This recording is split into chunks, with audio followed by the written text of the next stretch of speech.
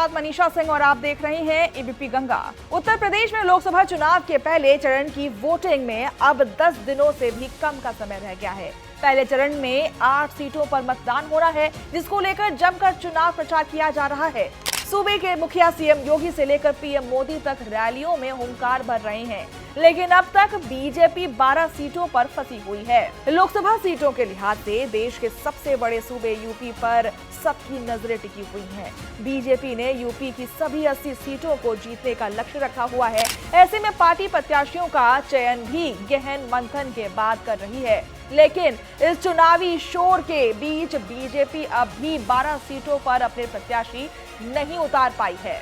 BJP ने लोकसभा चुनाव के लिए अब तक जारी 2 लिस्टों में 63 सीटों पर उम्मीदवार का ऐलान किया है, जबकि 5 सीटें सहयोगी दल को दी गई हैं। यानी बची 12 सीटों पर बीजेपी प्रत्याशियों की तलाश कर रही है, जिनमें बीजेपी को रायबरेली, कैसरगंज, मैनपुरी, फिरोजाबाद, प्रयागराज, बलिया, भदोही, देवरिया, कौशाम्बी, गाजीपुर, मछली शहर और फूलपुर से अब तक ऐसे उम्मीदवार नहीं मिल पाए हैं जिन पर पार्टी दांव चल सके।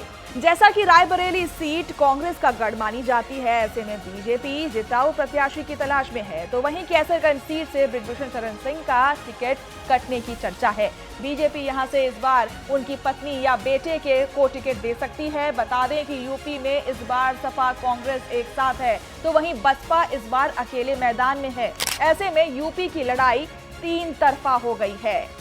बीजेपी में यूपी में 2 सीटें तो आरएलडी को दी है, एक सुभाषपा को, बाकी 2 सीटें अपना दल एस को। कुल मिलाकर 5 सीटें सहयोगी दलों को दी गई हैं, तो बची 12 सीटों पर पार्टी का मंथन जारी है, जिस पर जल्द प्रत्याशियों को मैदान में उतारना होगा, क्योंकि अब ज्यादा समय नहीं बचा है।